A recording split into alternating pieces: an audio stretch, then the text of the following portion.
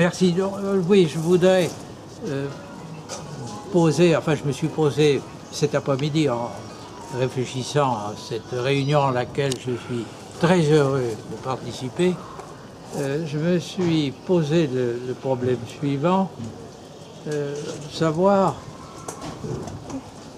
comment et pourquoi Jacques D'Hondt s'était dit, et s'était d'abord senti, hegelien,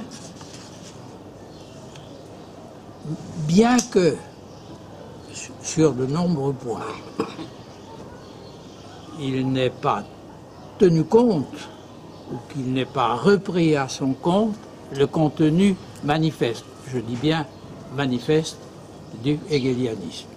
Et c'est pourquoi, lorsque vous m'avez demandé le titre de ces propos un peu décousus, je vous ai dit Jacques D'Hondt, quand même hegelien, et surtout hegelien. Ce qui m'a toujours frappé en lui, c'est précisément qu'il constitue une figure très originale, quasiment unique parmi les hegeliens. Ça n'est pas un hegelien comme les autres, non seulement dans son discours, mais déjà dans son style de vie, dans la manière dont il se présentait, si vous voulez, parmi nous.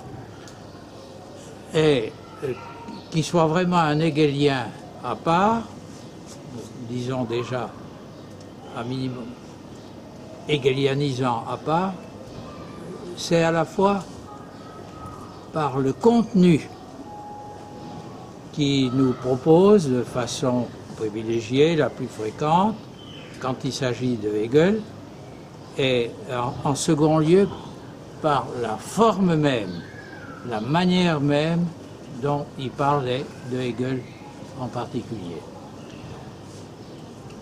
Par le contenu, je pourrais par exemple le comparer à deux de ses amis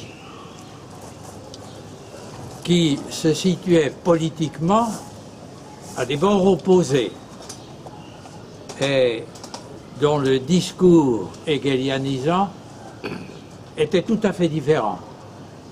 Je les prends, si vous voulez, dans cette opposition première à D'Hondt. Je vais parler pour l'un de Bruyère, l'autre Bruyère, qui enseignait à Paris 4, et également, j'évoque quelqu'un qui enseignait chez lui, à Poitiers, avec lequel il était très ami. Il lui a succédé à la direction du centre Hegel-Marx, et qui était lui aussi dans le contenu qu'il offrait aux lecteurs au sujet de Hegel, tout à fait opposé à D'Hondt.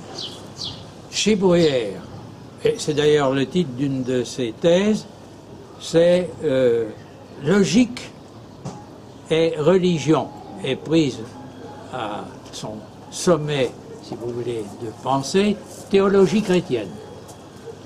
Le concept, la logique et la théologie. Chez Planty-Bonjour, c'était du même ordre. Le contenu essentiel de leur réflexion, c'était d'une part le fondement ou la base logique du hegelianisme, et d'autre part son couronnement, du moins dans la présentation de Hegel, théologique et spéculatif, puisque la spéculation, c'est la théologie avec le même contenu, mais exprimé dans un autre langage. On ne trouve pas ça chez D'Hondt. Ce qu'on trouve chez lui, c'est ce qui se situe au plus loin de ce qui était présenté par Hegel comme l'absolu. L'absolu en lui-même, le théologique et le spéculatif, l'absolu terrestre, le divin terrestre, c'est-à-dire l'état proprement dit, et par ailleurs, D'Hondt n'a jamais écrit, si vous voulez, de façon systématique et de façon propre, des commentaires sur la logique hegelienne.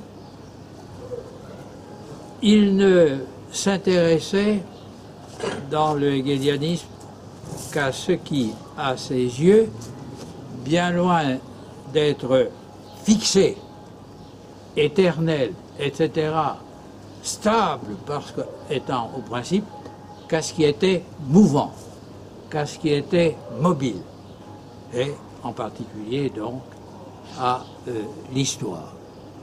Donc, chez Dont n'apparaît jamais le Hegel scolastique, logico-spéculatif, et ce qu'on trouve, c'est donc tout à fait autre chose. Puis dans la forme, surtout dans la forme.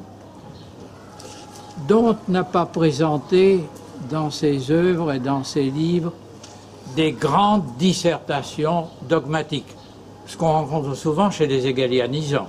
Ils en rajoutent même sur Hegel, et je bats ma coupe là, bien sûr. On ne trouve pas ça chez Dont, mais des réflexions très libres, très agiles, des récits du vrai, et non pas des discours remplis d'argumentation, de preuves, etc. On trouve des stimulations stimulantes. C'est une écriture qui est vive, qui est plaisante et qui est portée par une rhétorique dont Jacques Dont avait toujours le souci.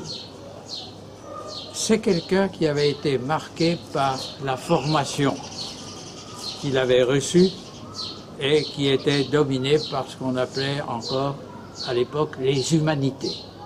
Et on cultivait la rhétorique, la liberté qu'avait Dont. C'est toujours accompagné aussi dans sa production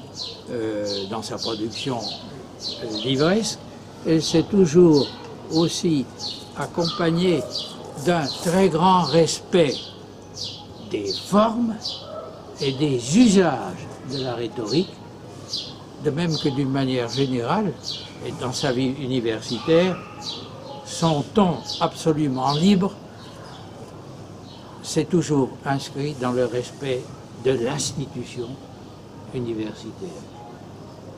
Je me souviens, mais enfin je ne vais pas abuser de votre attention, je me souviens que lors d'une de nos premières rencontres, c'était dans les années 69-70, nous étions rencontrés, car nous siégions ensemble, au jury de l'agrégation, qui avait été en 69, ça avait été difficile, présidé par l'inspecteur général qui avait chapeauté les deux jurys, parce qu'il y avait un jury pour les filles et un jury pour les garçons, pour le jury masculin Dagonier et pour le jury féminin par Dont. Alors, j'avais fait la connaissance de Dont, j'avais lu la thèse, mais enfin je ne connaissais pas, et nous nous promenions un soir sur le boulevard Saint-Michel. Et alors, parce que j'étais achèvement de mon travail doctoral, et j'avais vu, nous en avions parlé avec Bellaval, qui allait présenter ce travail, et Bellaval m'a dit « Ah, j'aimerais bien que Dont figure au jury ». Alors moi je dis à Dont « Ah tiens, est-ce que vous n'accepteriez pas de venir juger ma thèse ?» Dont avait été estomaqué, il m'a dit « Ah, mais c'est comme ça que ça se passe maintenant, c'est le postulant, le candidat qui forme son jury. Ah, ben je vais écouter, on va arranger les choses, je vais dire à Bellaval qui vous écrive, etc. » Vous voyez, ce détail, les formes. Et les formes dans la production livresque, c'est la rhétorique. Il y a toujours eu ça chez Dont. Donc, la liberté de la forme. Oui, les livres de Dont sur Hegel ne ressemblent pas aux livres de la plupart des autres hegeliens. Mais où Dont excellait dans cette liberté de l'exposition, c'est à l'oral. Je lui ai toujours dit qu'il était le conférencier par excellence. Le conférencier par excellence, je veux dire par là, à l'oral, l'anti-Hegel absolu. Les colloques de Poitiers, et je veux les évoquer parce que ça a été un des grands moments de la diffusion de l'hegelianisme en France. Hegel avait été mis au programme de l'agrégation de philosophie pour la première fois en 1968. Et il y avait eu avant la guerre Kojève, mais c'était devant un cénacle. Hegel à l'agrégation, tous les candidats donc obligés de lire, et puis la création, dès le début des années 70, dont on m'en avait parlé lors de ces concours, du centre de recherche sur Hegel et sur Marx à Poitiers, qui a pendant une trentaine d'années été un des grands lieux en Europe et dans le monde où la recherche et sur Hegel et sur Marx a connu un développement assez spectaculaire, exceptionnel. J'ai beaucoup regretté. Planty Bonjour a maintenu la chose après, mais ensuite Poitiers a changé sa définition et maintenant il n'y a plus de centre de recherche, même sur l'idéalisme allemand. Eh bien, les rencontres animées par Dont, il en était le meneur de jeu, un meneur de jeu toujours extrêmement courtois et tout à fait amical. Il déplorait, il me le confiait dans d'autres colloques, par exemple hors de France, le caractère de débat qui était vraiment des affrontements cuirassés, je ne veux pas parler des Panzers, mais enfin des affrontements cuirassés entre les hegeliens de tous bords. À Poitiers, c'était jamais ça. Il y avait une véritable filia, une véritable amitié philosophique. Et ça a été, pour ce qui me concerne, un des grands et un des bons souvenirs qui ont marqué ma vie universitaire. Originalité de Dont, et dans le contenu du propos, et dans la forme de l'intervention parmi les hegeliens français, mais les autres hegeliens aussi. Je ne connais comme figure vraiment originale dans ce monde des hegelianisants et des hegeliens que Dont. Il n'était pas un hegelien ou un hegelianisant comme les autres. Est-ce que ça veut dire qu'il n'était pas vraiment un hegelianisant, un mauvais hegelianisant? Je voudrais, bien entendu, examiner la chose. Je dirais que Dont a été un hegelianisant. Je distingue l'hegelianisant et l'hegelien. L'hegelien, qui peut être un hegelianisant, adhère pour une large part à la démarche hegelienne. L'hegelianisant peut être un anti-hegelien absolu.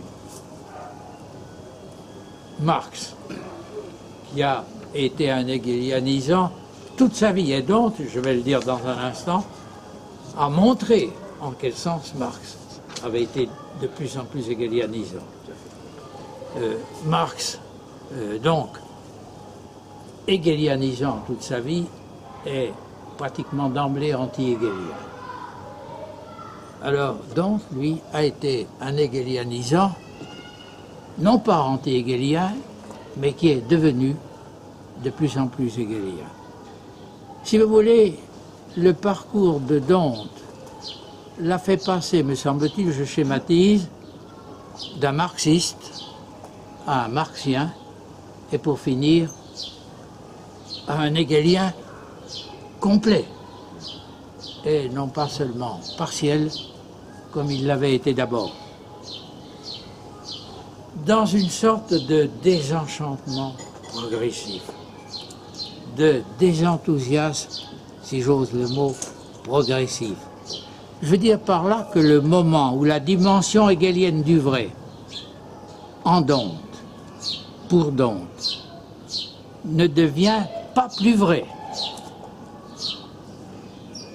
la portion d'hegeliens qui habitait d'abord, qui était logée d'abord en don, n'est pas devenue plus hegelienne dans l'intensité.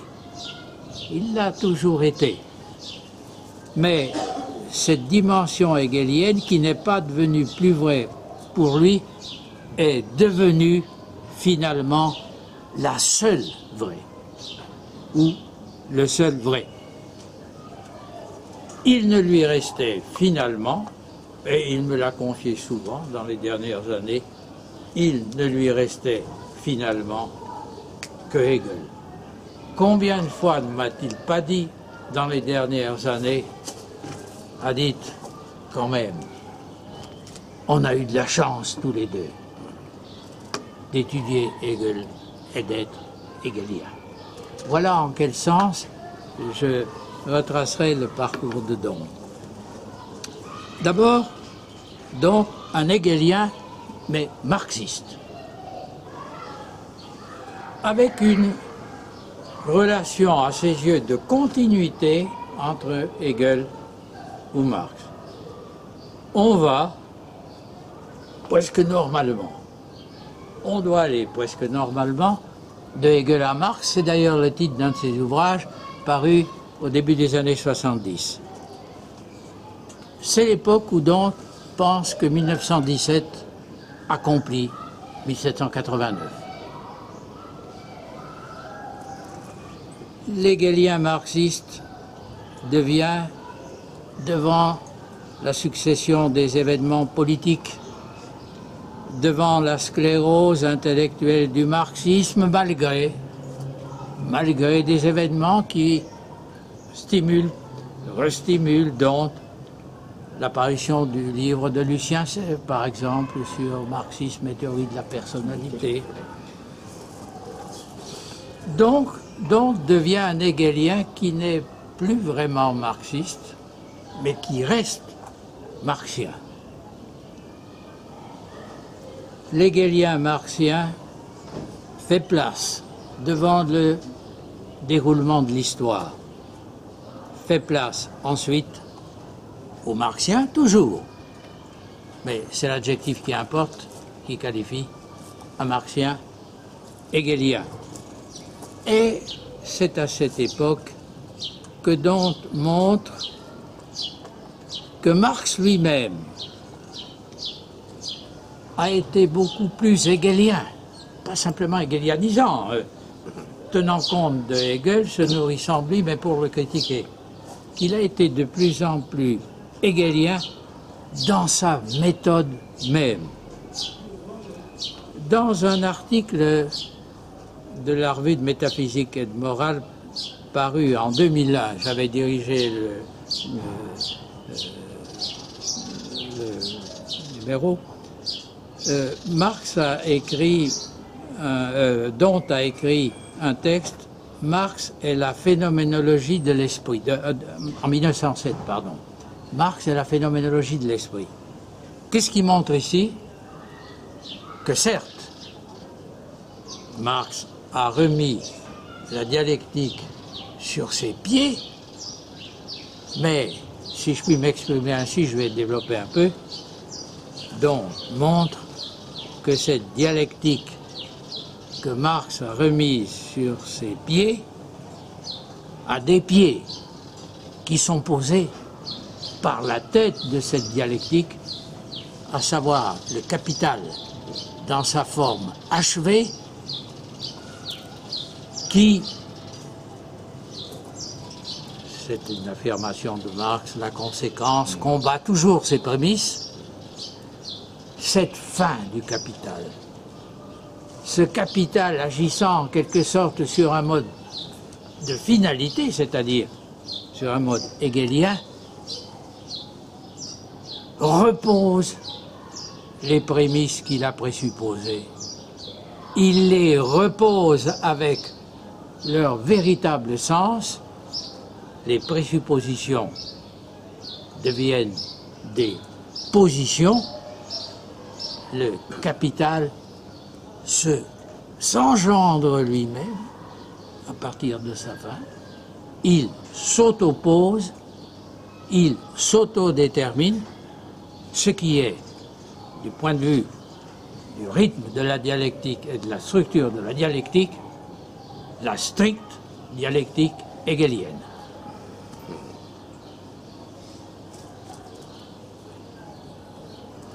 Et ce marxien hegelien est devenu, vers la fin,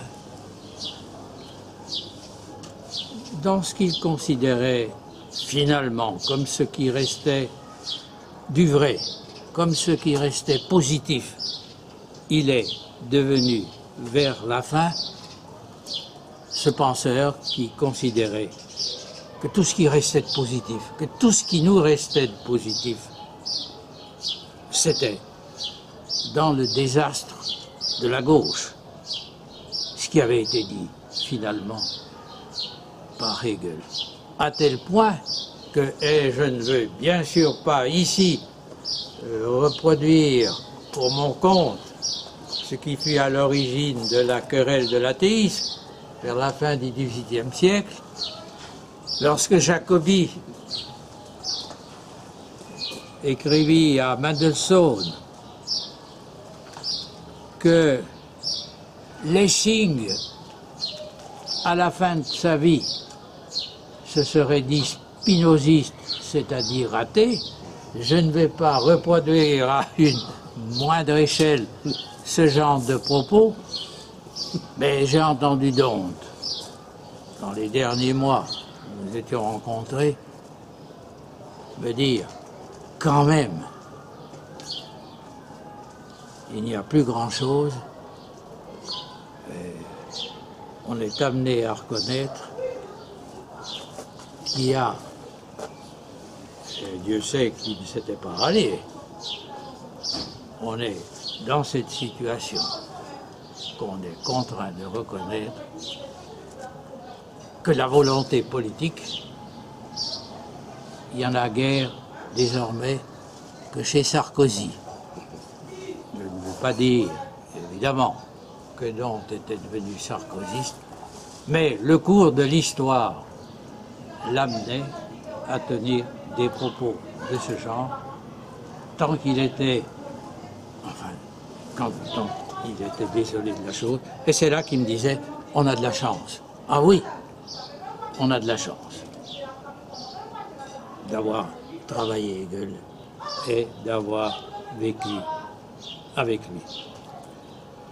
Mais ce Hegel, c'est chez Dante, bien que finalement, il occupe toute la place du vrai. Et en dépit de ses limites. Parce que Dante comprend bien que on ne peut pas revenir au passé. Ce Hegel chez Dante, c'est le même qu'il fut pour lui, chez lui, au début. Un Hegel qui n'était pas tout pour lui et qui n'était pas tout Hegel, mais qui finalement, pour lui, est au fond ce qui restait de vrai et ce qui le faisait s'affirmer, un peu en désespoir de cause, comme un Hegelien. Alors je voudrais, pour terminer, évoquer et répondre à la question, donc, pourquoi et comment donc a-t-il pu s'affirmer hegelien? Dante rencontre et saisit en Hegel essentiellement et d'emblée, et c'est ce qu'il faut rappeler évidemment dans cette semaine historique pour l'édition hegelianisante, Dante rencontre en Hegel le philosophe de l'histoire vivante. Et Hegel ainsi saisi autorise en quelque sorte Jacques Dante à se dire hegelien, voici pourquoi. Pour Hegel, lorsqu'en particulier il écrit sur l'histoire du monde et l'histoire de la philosophie, pour Hegel, et c'est le leitmotiv de Dante, le vrai, en tout domaine, ça n'est jamais le dogme.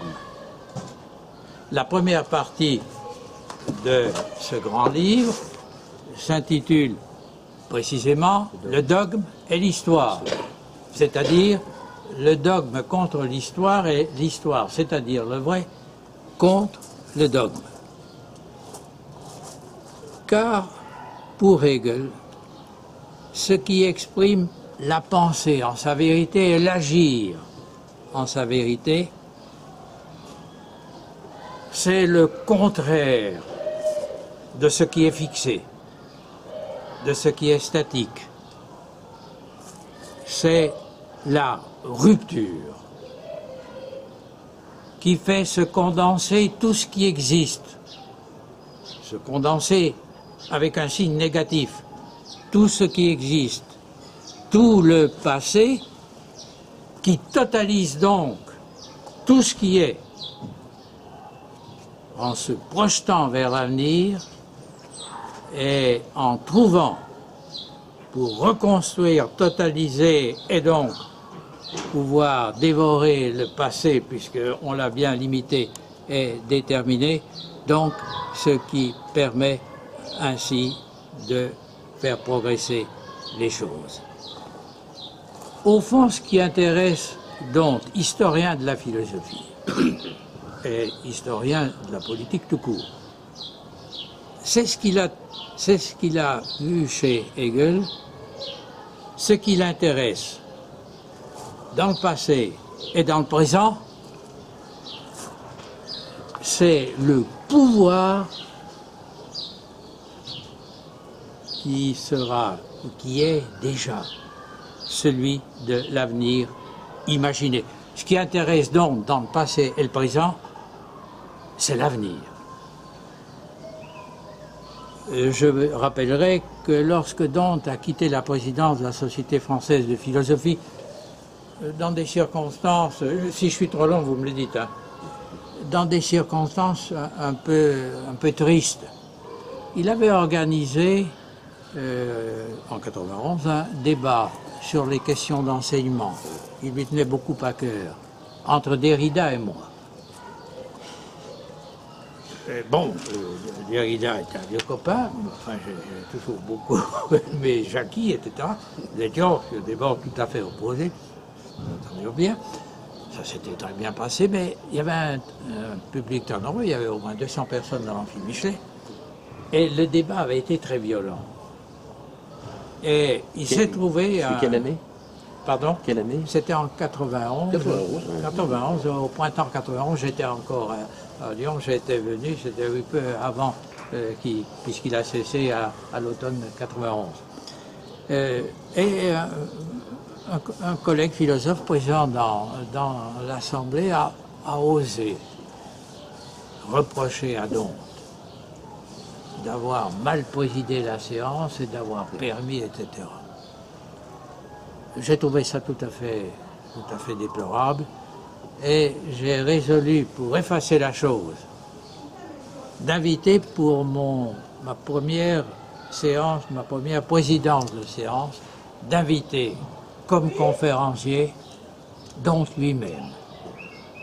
Il est venu et son sujet, ça a été l'imagination de l'avenir. Parce que si vous lisez et relisez cet ouvrage, vous verrez qu'il en est souvent question dans la compréhension et pour la compréhension même du passé et du présent. L'imagination de l'avenir. Hegel distinguait trois sortes d'histoire. L'histoire originale, celle qui est dite par ceux qui la font. Les hommes politiques, ils se font historiens d'eux-mêmes, César, etc. L'histoire vivante, l'histoire réfléchie, critique, l'histoire du XVIIIe siècle. Et finalement, l'histoire philosophique, l'histoire conceptuelle qui saisit, comprend toute chose, l'histoire que Hegel s'est efforcé de développer. Dont entend bien philosopher sur l'histoire, mais il souligne toujours une chose, c'est que cette histoire philosophante ne rend pas caduque l'histoire réfléchie et critique, et surtout pas l'histoire originale, l'histoire vivante. Et c'est pourquoi l'histoire philosophante telle qu'on la trouve sous la plume de Jacques D'Hondt, c'est une histoire qui est absolument vivante. Vous voyez, en tant même que philosophante, elle est vivante. La pensée de Hegel, quand il l'a ressaisie comme vivante, et c'est pourquoi son grand livre sur Hegel, c'est une biographie. C'est la biographie de Hegel. Dont, si vous voulez, oppose à un Hegel qui se réduirait au système. Il oppose la figure de Hegel, la figure opposée au système. Ce qui compte chez un penseur, même le plus systématique, ce n'est pas le système, le contenu, les matériaux, c'est la figure philosophante. Dont aime dresser, enfin, il a fait toute sa vie, brosser des portraits philosophiques. Des portraits philosophiques qui restituent les pensées à travers des portraits. Et ces portraits, lui qui est l'homme du débat, du dialogue, de la conversation, c'est toujours des portraits conjugués ou couplés de Hegel avec d'autres philosophes, mais aussi avec, j'allais dire, des gens qui ne sont pas philosophes, ce qui est une sottise, puisque tout homme, dès qu'il pense, est philosophe, mais avec qui ne sont pas des philosophes professionnels ou techniciens. Alors, on voit deux portraits, Hegel et Don Deschamps, le bénédictin, qui était son compatriote poitevin. Hegel et Diderot. Hegel et Marivaux. Galerie extrêmement vivante, où Dante s'emploie surtout, faisant passer le contenu enfin, au second plan. C'est important, bien sûr, puisque les philosophes se révèlent bien par là, mais enfin, il relativise le contenu qui différencie pour accentuer les rapprochements et les identités. D'une façon générale d'ailleurs, il tempère les oppositions, comme étant toujours un peu factices. Il y a les hegeliens de droite, il y a les hegeliens de gauche, mais même les hegeliens de droite sont bien un peu de gauche, parce qu'ils n'affirment pas, ils n'absolutisent pas le fait dans sa brutalité, l'être dans son aspect statique, en tant qu'il est conservateur. Mais non, il n'y a pas la droite et la gauche hegelienne. Quand on philosophe, on est toujours un peu de gauche, et c'est ce qui fait que Dante pouvait pratiquer systématiser cette filia dont j'ai parlé tout à l'heure. Et au fond, si on n'est pas tous d'accord sur le contenu manifeste de Hegel, on peut quand même finalement s'accorder en se disant qu'il ne faut pas prendre au pied de la lettre tout ce qui a été dit par un penseur qui écrivait surtout dans une époque où il fallait être prudent et se méfier, d'où sa théorie qui est au cœur de sa démarche d'historien de la philosophie, du double langage chez Hegel. C'est ce qui lui permet, même s'il ne reprend pas à son compte tout le contenu du hegelianisme, de se dire, et de façon très sincère et de très bonne foi, hegelien. Nous différions, lui et moi, mais nous nous accordions au fond. Même si nous ne le manifestions pas absolument, nous étions, c'était son terme, des complices. Et il m'a dédicacé plusieurs livres à travers cette formule de notre complicité hegelienne. c'est une relation que Dante aimait beaucoup. Il avait des amis, il avait des camarades, mais il aimait, par-dessus tout, les complices. Il aimait les secrets, etc. Il s'intéressait à la franc-maçonnerie. C'était donc. Cette posture philosophique, et je termine,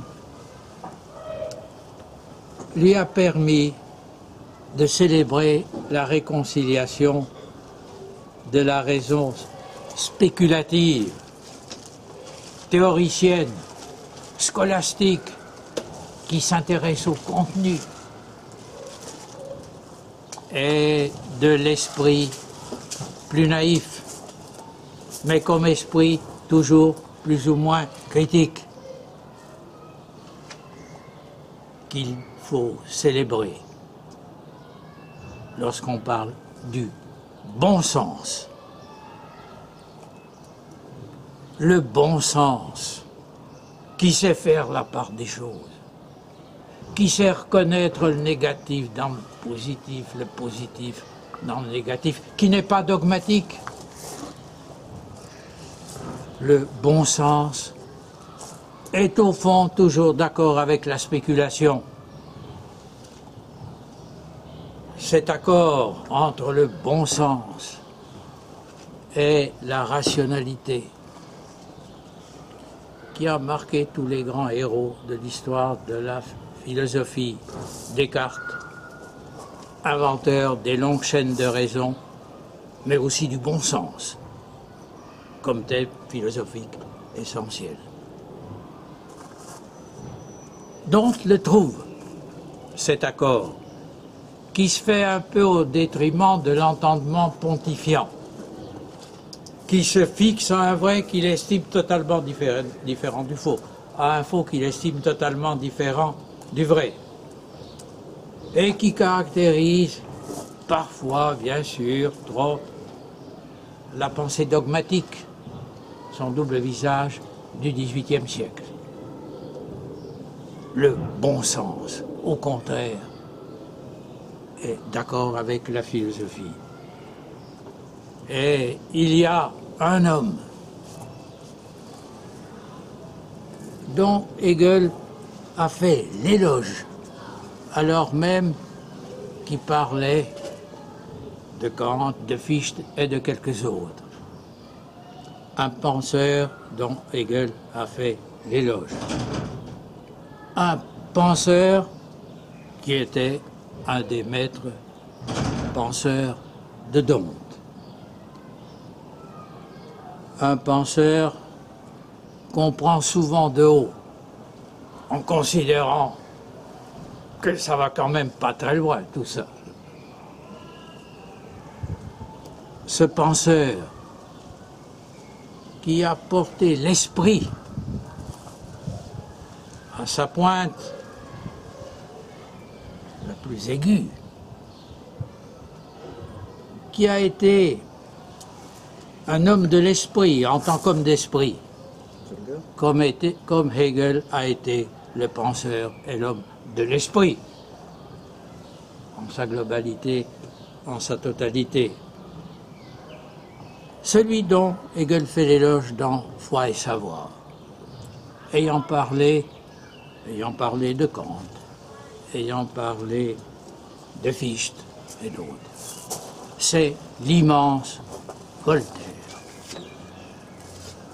L'immense Voltaire, et c'est vrai, j'ai relu récemment, parce qu'il faudra que je fasse une conférence sur les progrès de la raison, l'essai sur les mœurs de Voltaire. J'ai relu l'essai sur l'histoire des progrès de Condorcet, esquisse.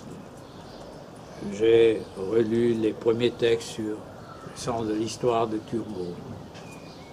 Voltaire, c'est quand même le plus grand.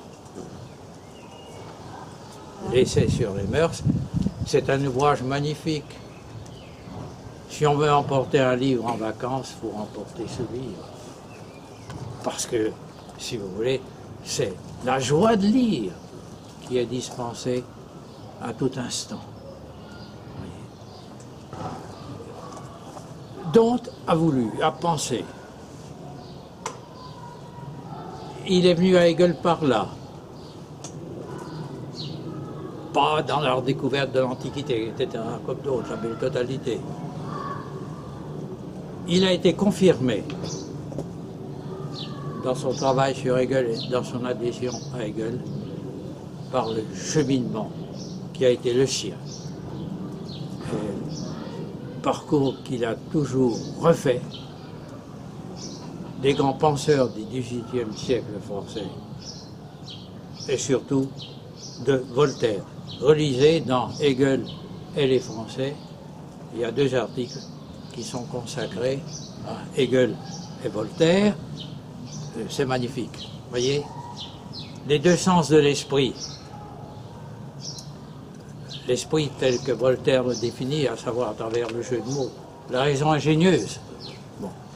L'esprit, au sens hegelien du terme, la réconciliation de ces 2 sens, c'est, aux yeux de Dante, l'accord entre le bon sens de Voltaire et la raison spéculative hegelienne. Alors, j'étais, en ce qui concerne l'interprétation de Hegel, à peu près en désaccord total avec Dante. Nous étions à peu près en désaccord sur tout. Mais je fais mien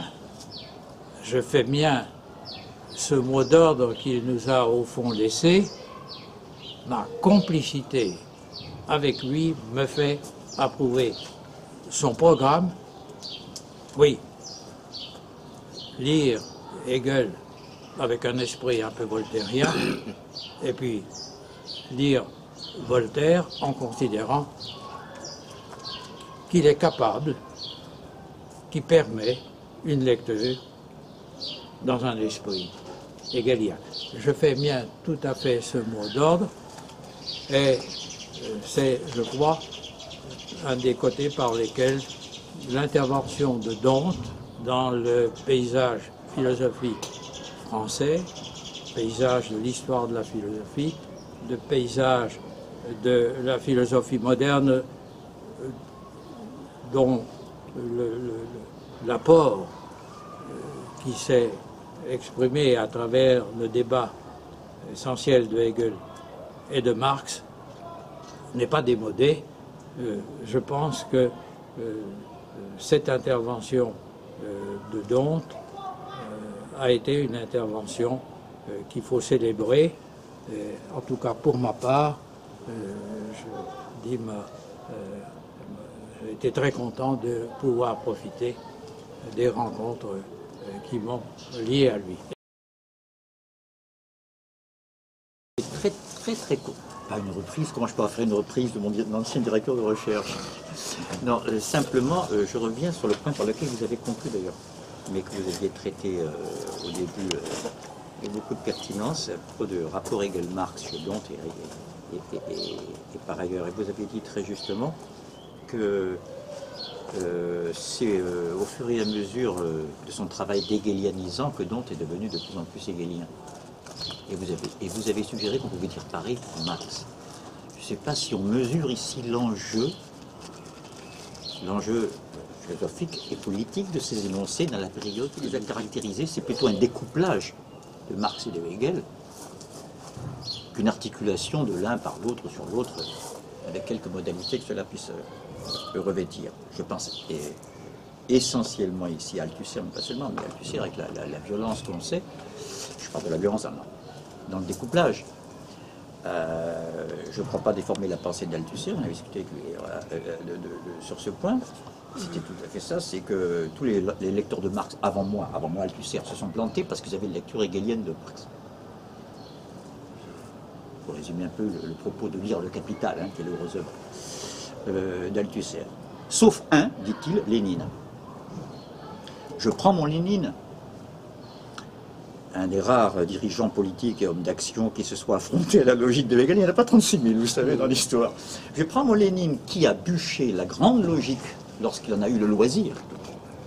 Prenons le rapport entre loisir et travail théorique. Hegel aimait citer la phrase d'Aristote, premier sociologue, qui disait que si les mathématiques sont développées d'abord en Égypte, c'est parce que là-bas la caste des prêtres jouissait de loisirs. Et justement,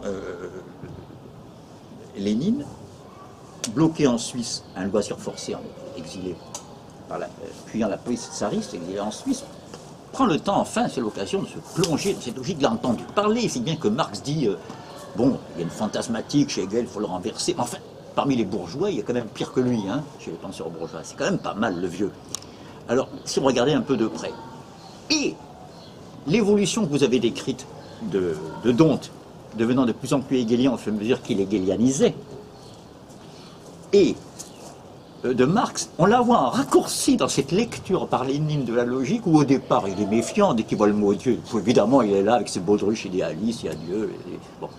Et au fur et à mesure qu'il progresse, c'est une lecture d'une lecture, c'est un livre fascinant, hein, la lecture de la grande logique par Lénine, dans les fameux cahiers philosophiques de Lénine. Et en marche, on voit de plus en plus de choses admiratives, excellentes. Et tout d'un coup, pour cet apogée à la fin, quand on arrive, soyons sérieux maintenant, au cœur du spéculatif, au sérieux, ce qu'il y a de plus sérieux dans le sérieux hegelien, c'est-à-dire le passage sur l'idée absolue à la fin de la grande logique, tout de même, Lénine dit carrément, et il l'encadre dans sa lecture, ce passage sur l'idée absolue est archi remarquable, je cite, hein, enfin, la traduction française, est archi remarquable.